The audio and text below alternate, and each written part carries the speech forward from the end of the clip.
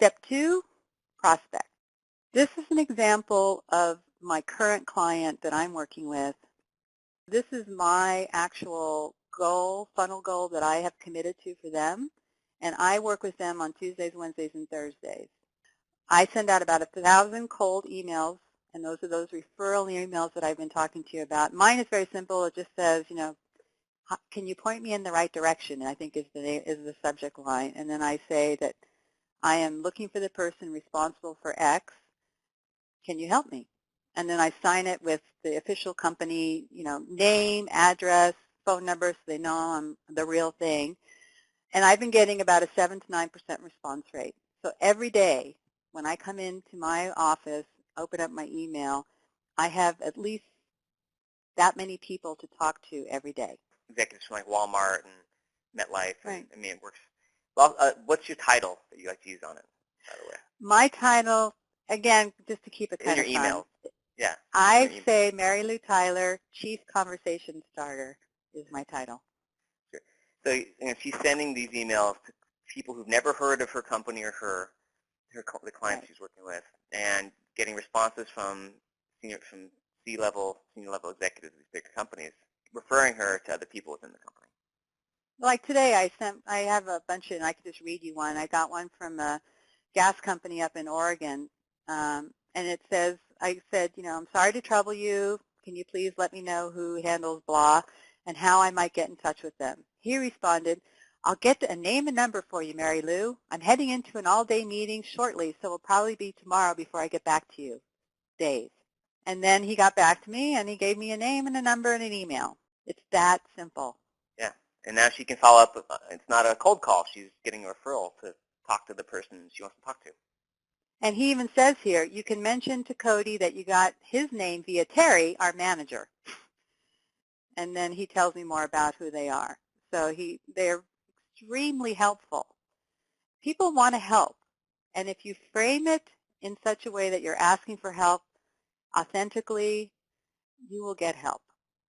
And then it's up to you to call them and give them a reason for why they would want to talk to you. And that's those themes we were talking about. So of that 7 to 9% response rate, my goal for them is to do about 5 calls per day where I'm actually talking to a decision maker, whether it's a 15-minute conversation, a 1-hour conversation, or an actual whiteboard 2-hour conversation where the team is involved from the prospect. I would like to do 15 of those 2-hour discovery calls a month and generate then in the lower one here 10 new opportunities and 2 closed deals per month. Now this right here, we are within less than 90 days already doing that.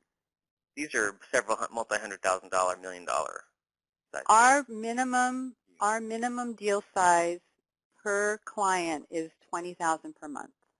They're very happy with me, yeah. to say the least.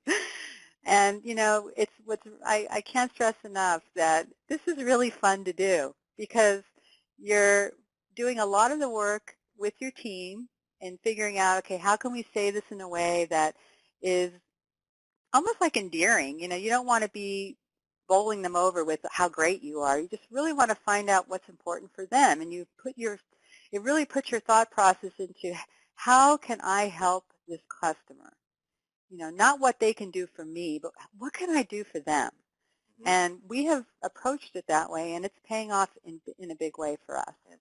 I also remember like a big breakthrough you had was, at least in the emails, also conversations, was just being more authentic and human and adding your personality and not doing the typical sort of tech jargon,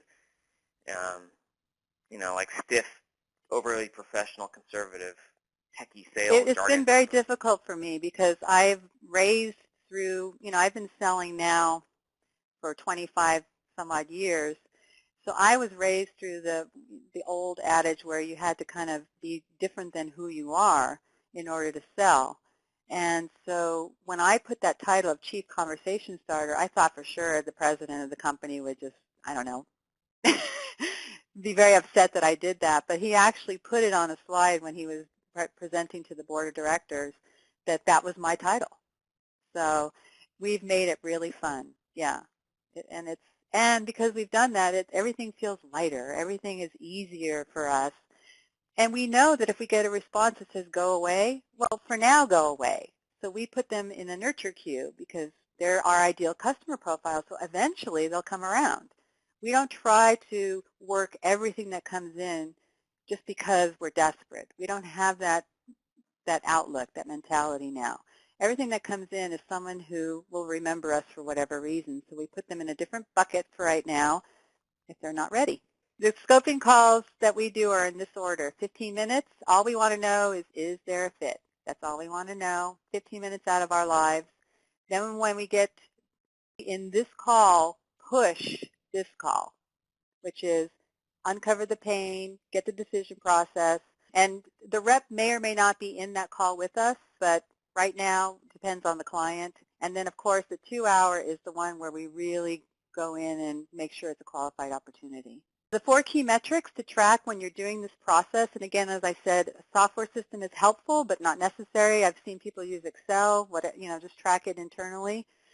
But for your sanity, the best things to track are the number of outbound emails and call conversations that you send and do per month, the response rate to those emails, and I would also do A to B testing, try 2 different types of emails to send out on the referral side, and see which one's responding better. When I had I hate to bother you versus I'm sorry to trouble you, the I hate to bother yous did not do as well as I'm sorry to trouble you. So things like that you want to test. The number of scoping calls per month, extremely important, not only because it motivates you and you just think, wow, I'm pretty good at this now. It just, you'll keep going. So you want to really see what you're doing there. And of course, the number of qualified opportunities per month. Now on this model, I'm doing things at risk. That last one is a really important metric for me. We wanted to do essentially 1 to 2 additional outbound qualified opportunities per month, and we're up to 6 now. And again, as I told you, these are between $20,000, $25,000 a month. It's a year contract that we get. They're thrilled. And then at 6 months, we have another set of opportunities to do, and then at 9 to 12 months. For any initiative in a company to put it in, get to work, and then make it sustainable. And this idea of, hey, let's just get some guy on the phone throwing calls around, like that it's just a recipe for failure. These are seasoned reps that I work with. Some of them I worked with in a prior life when I was a sales rep, and we've come together again. So they know my work ethic and how I do things. And it's been hard to keep them on task. Herding cats is definitely the way this team works sometimes. So these Monday conference calls are really important because we work through the themes, we work through the ideal customer profile. We are constantly refining and retuning our process.